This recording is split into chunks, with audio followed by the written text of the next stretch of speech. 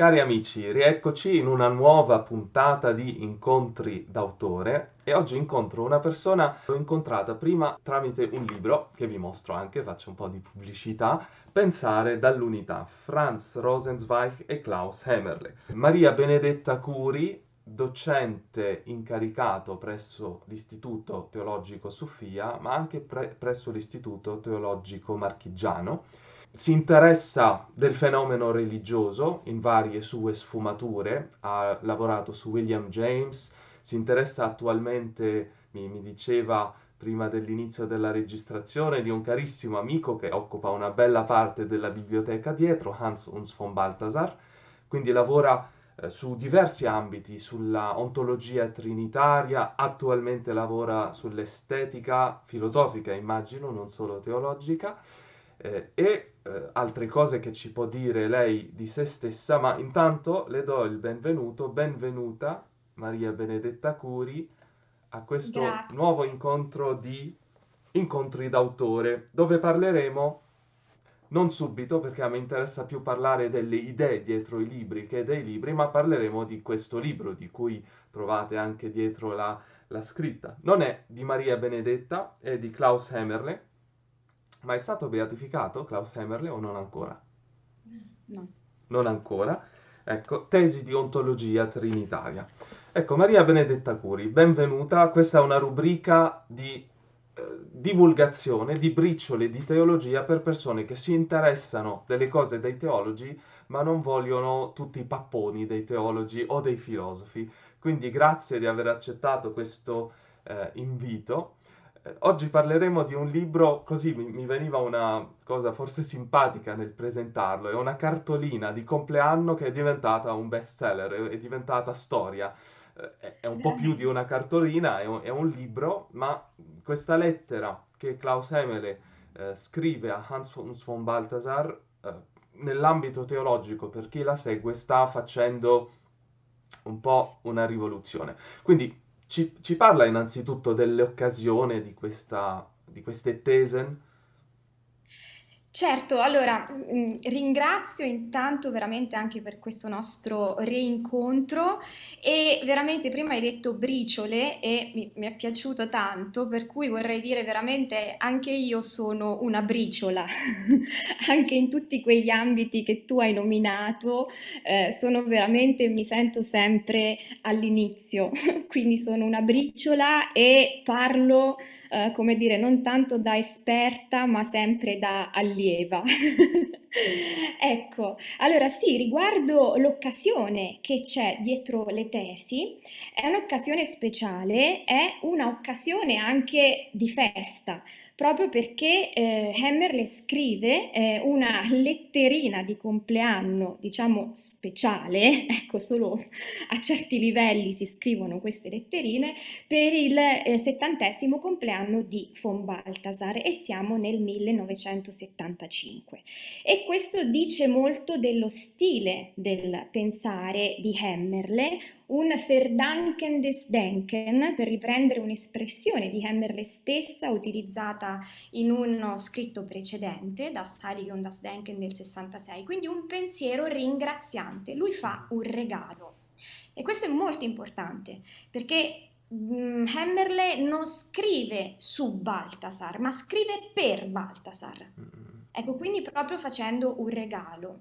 Hammerle non scrive trattati e non pensa mai da solo, ma si trova proprio a scrivere dedicando a qualcuno e cercando di cogliere anche al cuore il pensiero dell'altro, restituendolo, diciamo, con la sua sensibilità e alimentando un dialogo generativo di un pensare insieme che lievita e infatti siamo oggi proprio a parlarne e a sentirne l'importanza e l'attualità.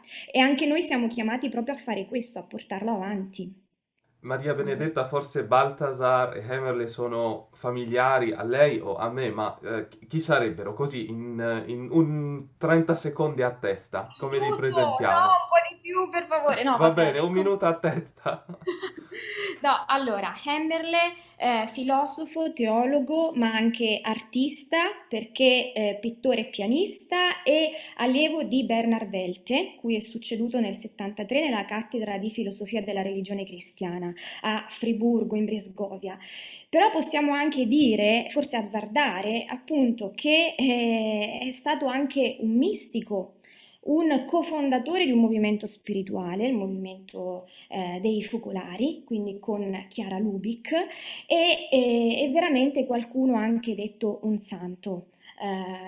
Quando poi è morto, quasi un santo di cui non ci si è accorti di averlo in mezzo a noi. Quindi questa è l'altezza e anche l'altezza di visione, ma fondata veramente in una grande umiltà, anche disarmante e rara, devo dire, oggi. Invece von Balthasar, ecco, von Balthasar mi sento sempre di entrare in punta di piedi, posso solo dire delle cose in risonanza con Emmerle, anche lui filosofo, teologo, artista, veniva da studi anche di letteratura, pianista, amante del teatro e padre spirituale di una mistica con cui ha generato anche una comunità.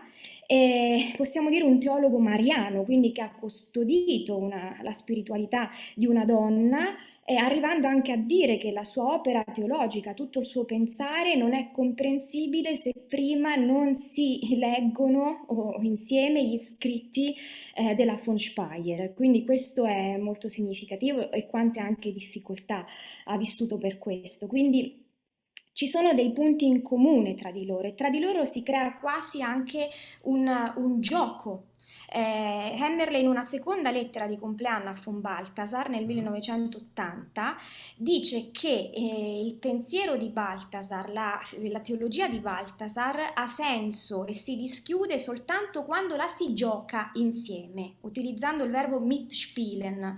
Quindi è questo che Hemmerle fa con Balthasar, si mette in gioco con lui, suona con lui, gioca perché spielen significa anche suonare e appunto anche noi siamo chiamati a fare questo con loro. Ho anche un'altra domanda perché so che ritorna da un viaggio sui luoghi di Hemerle e di Balthasar e non so se è stata anche nei luoghi di Balthasar, questo non me lo ricordo.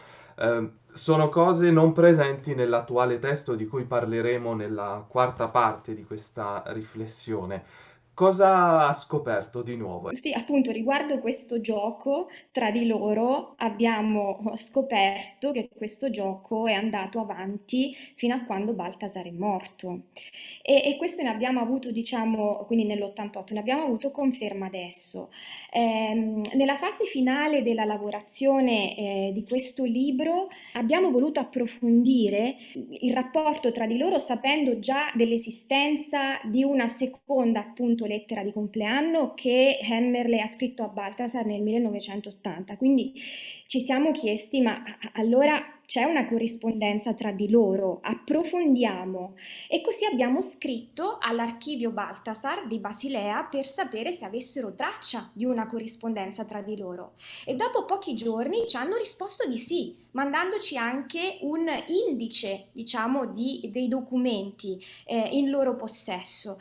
E Hemmerle scrive a Balthasar dal 72 all'88 per un totale di una quarantina di documenti tra lettere, ma anche cartoline postali, poesie, soltanto che eravamo veramente in extremis, dovevamo consegnare, purtroppo, cioè ai tempi, no? Sappiamo, dovevamo consegnare le bozze a Cittanuova, quindi siamo riusciti soltanto a dare un piccolo annuncio in poche righe, dovendo poi rimandare questo approfondimento. Finalmente, 3 settimane fa sono riuscita ad andare nei luoghi di Rosenzweig-Hemmerle Friburgo, ma anche andare all'archivio di Basilea.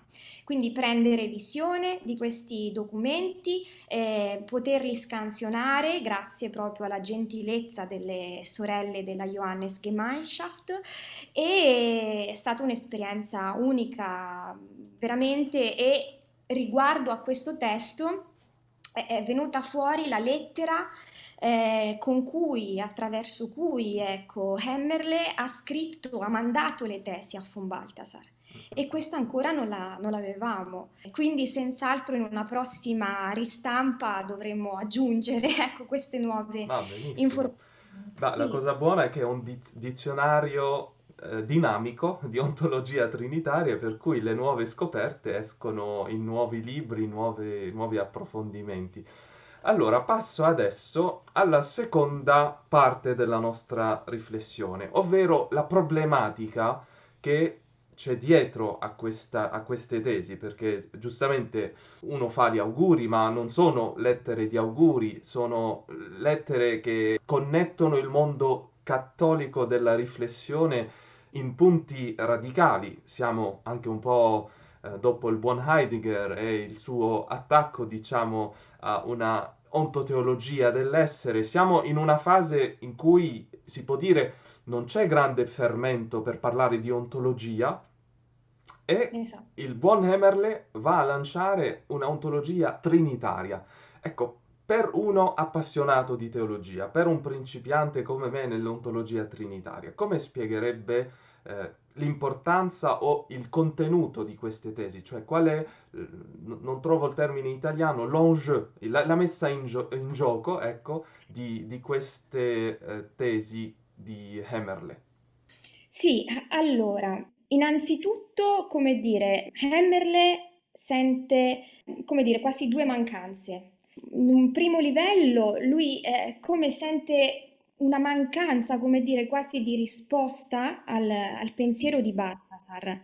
Quindi lui si sente come appunto chiamato a fare eco, a dare una risonanza a una ispirazione di pensiero che forse non era stata colta ancora così fino in fondo, e quindi questo anche soltanto metodologicamente è importante, ed è proprio anche un metodo dialogico, e se vogliamo proprio dell'ontologia trinitaria, e che ci dice che appunto i pensatori non sono isole solitarie, ma che la storia del pensiero si costruisce insieme. Per quanto riguarda il contenuto e quindi la questione di una nuova ontologia, ecco, Hemmerle sente questa mancanza, e il bisogno, la domanda per cui lui prova sempre in questo metodo dialogico a dare un inizio di risposta, di una nuova ontologia, il cui cuore appunto è una ontologia trinitaria. Quindi la domanda di un nuovo pensare l'essere di Dio e dell'uomo, che in questo nuovo pensare ripensi nuovamente se stesso, e senza appunto rinunciare all'istanza ontologica, e questo non era appunto scontato, perché Hemmerle aveva visto il crollo di quella vecchia ontologia che pensava l'essere in modo statico, ed era un pensare statico esso stesso. Aveva visto proprio il crollo e anche gli effetti negativi che hanno portato alle ideologie e che hanno portato proprio alla seconda guerra mondiale. Il professor Casper, che è stato amico di Hemmerle, suo successore, dopo che lui è stato nominato vescovo di Aquisgrana, mi ha sempre detto che loro avevano esami di ontologia, corsi di ontologia, ontologia 1, ontologia 2 all'università, ma come questi in realtà fossero sentiti come veramente qualcosa di restrittivo per il pensiero sia filosofico che teologico. Ecco, Hemmerle non ha paura di riutilizzare la parola, no? Ontologia, con tutto quello che poteva evocare, forse anche sulla scia di Rombach, che all'inizio degli anni 70 parla di una struttura, una ontologia del processo, e quindi non ha paura di ritracciare, ridisegnare, appunto queste tesi sono un po' come delle tracce per ridisegnare una nuova ontologia che non può essere costruita soltanto dal basso, ma in primis dall'alto. Però attenzione, qual è qui il passaggio? Questo alto in realtà è ciò che è più profondo Mhm. e che fonda tutti, e che fonda anche il pensare capovolgendolo definitivamente.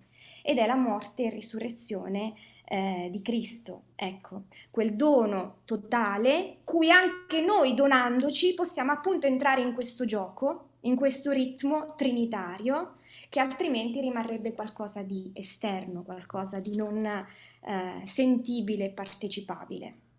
Questa è un In po' la questo storia. senso si può dire è una ontologia prettamente credente o può Mm. essere in qualche modo adottata da chi è fuori dal cerchio della fede? Perché giustamente quando si parla di ontologia trinitaria, un'ontologia fondata sul mistero di Cristo, di questo cuore della fede cristiana, Cristo morto e risorto, forse anche Cristo abbandonato, essendo proprio di una spiritualità folclorina Hemerle, ma chi non è cristiano filosoficamente può essere Sì. interpellato da questa Sì. ontologia? Assolutamente, grazie, no, bellissima domanda. Cioè, anche io da filosofa, no, non sono teologa, quindi mi muovo anche in un ambiente, come dire, non prettamente cristiano o religioso, o devo dire che anche io nella mia esperienza ho avuto una fase non religiosa. Quindi quello che anche a me interessa è proprio la possibilità di dialogare con tutti, anzi secondo me è un banco proprio di prova dell'ontologia trinitaria, altrimenti sarebbe qualcosa di chiuso e sarebbe a rischio sistema e rischio ideologia. Filosoficamente la questione che c'è dietro è la questione del negativo. Quindi, ma quale negativo? Quindi quale negativo, e anche già nel dottorato avevo provato, diciamo, a riflettere su questa esperienza. Quindi è un negativo soltanto del pensare, è un negativo che è un momento, un secondo momento dopo un momento affermativo, come nel caso per esempio ehm, della filosofia, diciamo, pensando all'idealismo e quindi a Hegel, oppure è un negativo originario, un negativo che è qualcosa da ascoltare prima, no, di essere definito e ascoltato, è prima di una concettualizzazione. Quindi è qualcosa veramente che è un evento, e bisogna partire da lì. Ecco, lì ci troviamo tutti, davvero. È qualcosa che accomuna anche tutte le religioni, fa partire, come dire, un ritmo che ritroviamo in tutto. Quindi è questa un po', diciamo, una frontiera che a me interessa e ancora, ecco, quanto c'è da fare per arrivare a parlarne in maniera poi comunque razionale, ma in un senso nuovo, allargato e non definitorio. Beh, questo si vede anche un po' dai lavori che fai, sono sempre in dialogo, ad esempio il libro che hai pubblicato su Franz Rosenzweig e Sì, Hemerle. sì. Mm, Venendo invece di nuovo alle tesi di Hemerle, a pagina 73 dell'attuale edizione, scrive: nella simbiosi della realtà cristiana con l'ontologia, quasi inavvertitamente, la realtà cristiana è rimasta in uno stato di ospite nei molteplici abbozzi e sistemi filosofici che avevano preso la loro impronta da altrove. È acutissimo, è un po' esprime una tragedia che l'essere di Dio, che è l'essere per eccellenza, il Dio cristiano, non ha molto contagiato una filosofia dell'essere cristiana, ma è rimasto ospite a margine. Ce lo può commentare un po' questo passo contestualizzandolo? Proviamo. Allora, intanto il termine anche ospite è interessante perché non è negativo, no? Ma significa che è qualcosa che c'è, ma è come un seme che deve ancora forse germogliare.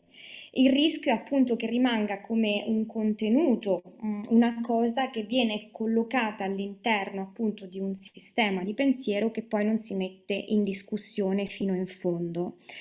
E sappiamo che ecco, un seme per germogliare deve anche essere lasciato germogliare, deve a sua volta morire, ma anche deve trovare accoglienza in un terreno fecondo, un pensare che appunto esso stesso anche muore a se stesso, arriva a perdersi per ritrovarsi. È questo che dovrebbe fare appunto la filosofia facendo crollare i propri pensieri, il sistema di pensiero.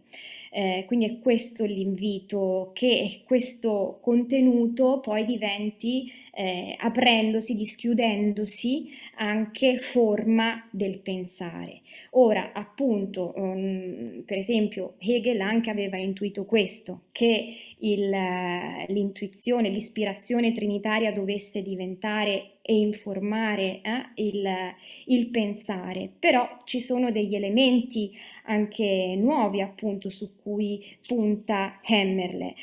Il rapporto tra filosofia e teologia, un rapporto di scambio reciproco, un rapporto reciproco fraterno e quindi non una sopra l'altra, e poi un pensare appunto così possibile del noi, non soltanto un pensare dell'io che afferma se stesso, ma questo è possibile appunto ripartendo da questo negativo, originario, evento incondizionato, dono totale, che ci invita a fare, ecco, lo stesso, quasi senza pensarci.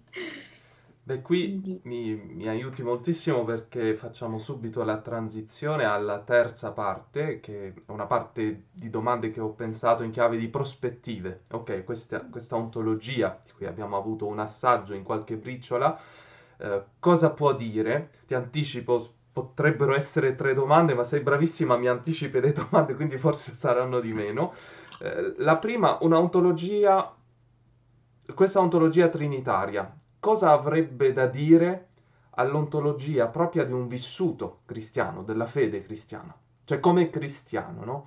Apprendomi a una visione nuova, alla novità di una nuova ontologia, come intitolate bene in un paragrafo dell'introduzione. Cosa dice alla fede cristiana? O sono solo cose da teologi, come a volte quasi sembra tanto negativo dirlo, ma sono cose da teologi o da sì, da filosofi? filosofo concordo. No, scherzo, qui si tratta di nuovi filosofi, nuovi pensatori. Ma allora, per quanto riguarda un pensatore di fede, mi verrebbe da dire che intanto bisogna prendere sul serio la fede, cioè essere consapevoli che la fede non è solo qualcosa di privato, qualcosa, come dire, che ci teniamo per noi, ma non incide nell'attualità, ma invece no, è veramente qualcosa di decisivo, decidente, ne va della nostra vita quotidiana, anche nei momenti attuali che viviamo, è veramente una potenza, diciamo, all'incontrario, che dobbiamo forse ancora scoprire fino in fondo. E quanto forse si è perso, che dobbiamo riscoprire tuttora, e quanto è difficile proprio questa fede vissuta, quindi bisogna partire da qui. E questa fede può anche dire appunto può anche dire qualcosa di nuovo riguardo al pensare, proprio pensare l'essere. Ma questa ontologia però, allora, che nasce da una fede vissuta, cristiana, veramente incarnata, appunto non può essere un possesso, non può essere uno strumento di conquista, ma è un servizio, un punto di incontro appunto con tutte le altre realtà, dimensioni, deve essere proprio qualcosa che va sotto ed è qualcosa anche che non è un punto di partenza. Sì, ci sono come dire, delle indicazioni iniziali che possiamo tener conto, per esempio anche a lezione, possiamo dire qualcosa di iniziale all'inizio, ma non dobbiamo fermarci lì. È quasi più un punto di arrivo o qualcosa che si fa, che capiamo cos'è, che accade nel mentre che camminiamo insieme. Quindi io a volte preferisco, cioè, sì, essere più vaga all'inizio e poi dopo dirci, ragazzi, anche con gli studenti, vi rendete conto, è successo qualcosa. Questa è allora l'ontologia trinitaria, così si capisce perché l'abbiamo vissuta. E allora vivendola vediamo insieme di cosa si tratta e ci accorgiamo di queste nuove categorie, punti cardinali insieme perché ne facciamo esperienza. Facciamo esperienza dei capovolgimenti del pensiero, facciamo esperienza di un pensare del noi e quindi veramente è un cammino da fare insieme ed è un fatto veramente ontologico, non è una teoria e questo Hammerl è chiarissimo. Avevo in mente di porre la questione in chiave generale, cioè quale interazione tra teologia e ontologia o filosofia alla luce di queste tesi, ma mentre ti ascoltavo mi è venuta una domanda un po' più particolare, se c'è una risposta. Ci sono filosofi che in quanto filosofi, quindi magari anche un po' distanti dall'ambito dell'insegnamento, perché tu sei in una via di mezzo, proprio in dialogo, in unità tra un luogo teologico e un luogo filosofico, ma filosofi che non hanno questa doppia cittadinanza, hanno adottato o si sono lasciati interpellare da un'ontologia che non è monadica, una ontologia appunto trinitaria dell'incontro. Allora, parlando, per quanto riguarda la mia, piccola esperienza, devo dire di sì, che c'è interesse, anzi ci si incontra, ma ecco quello che è importante fare è recuperare il senso, il significato originario di quello che significa essere filosofi e filosofare, perché Mm, dall'inizio la filosofia, il filosofo è anche teologo, mm, mm, mm. ricerca i primi principi e i primi principi, anche se naturali, a partire dai naturalisti, sono dei principi divini. Quindi il filosofo è anche un teologo, si pensi anche alla metafisica aristotelica che è anche definita teologia. Quindi già c'è questo, bisognerebbe riscoprire tutto ciò e c'è anche, come dire, un ritmo del pensare, del filosofico, che è anche un pensare insieme, un'apertura appunto a un logos che non è soltanto umano ma anche divino.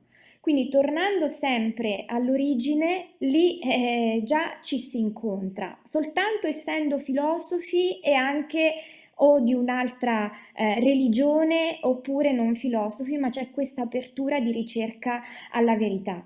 E questo già è preparatorio, ecco, e già ci mette, come dire, in sintonia, Mm, ecco. mm, mm.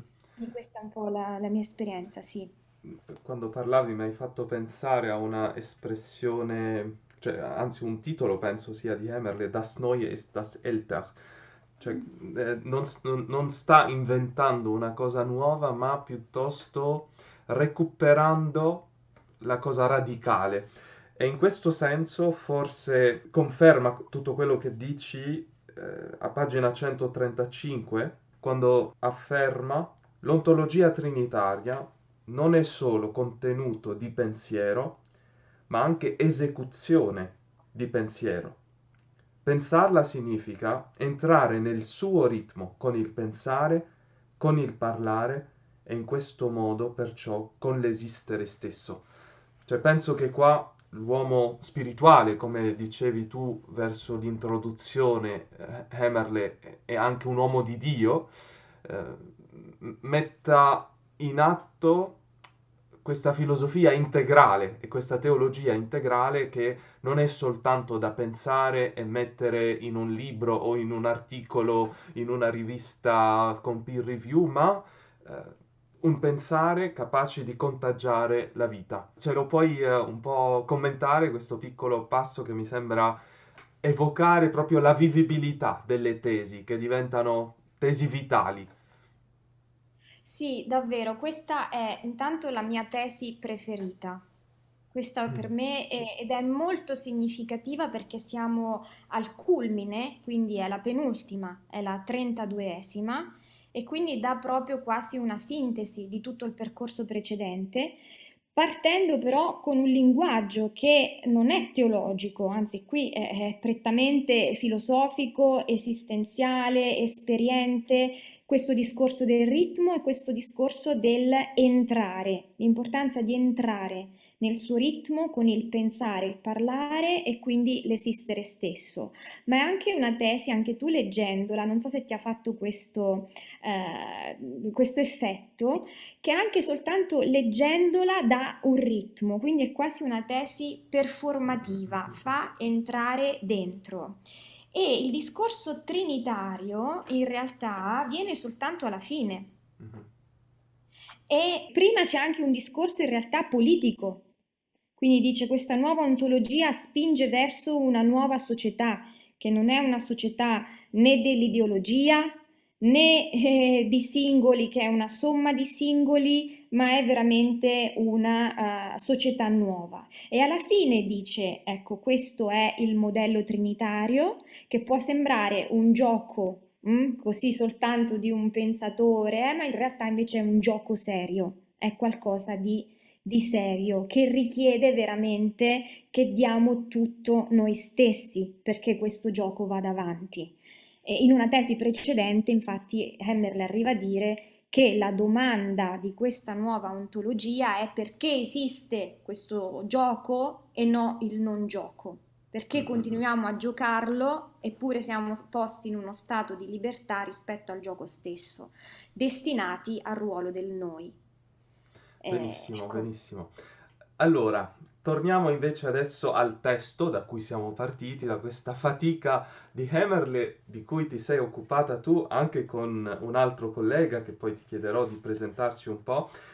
Io ti confesso, avevo già il primo testo delle tesi che tengo e terrò molto caramente, quindi anche se è un doppione, perché per procurarmelo durante gli anni di studio della teologia ho dovuto fare delle fatiche titaniche. E fa parte di una serie di piccoli testi che ho di Klaus Hammerle, quindi appunto la teologia come un gioco, poi stile. l'altro sull'unità che non mi ricordo pensare. Leben aus der Einheit, Sì, partire mi dall'unità. aveva un po' monopolizzato il tuo testo, quindi pensavo all'unità, ma non mi ricordavo la prima parola. E giustamente le tesi di ontologia trinitaria. Questo testo, però, ciò nonostante, me lo sono procurato per più di un motivo. Il primo motivo è avere il testo tedesco di fronte, che è stupendo, e poi anche per una serie di apparato molto interessante che lascio a te l'onore di presentare. Quindi, cosa c'è in questo nuovo testo del dizionario, il secondo volume del dizionario dinamico di ontologia trinitaria?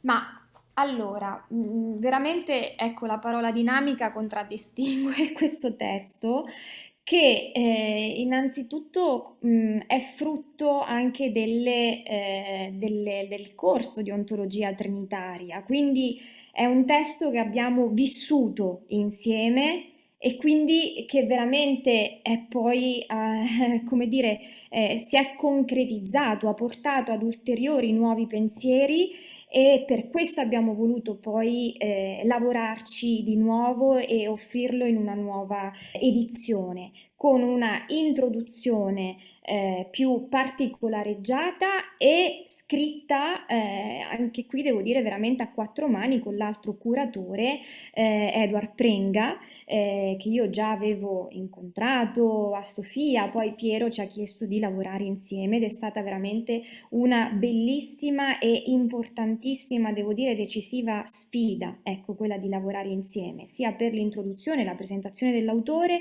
ma anche per la nuova traduzione.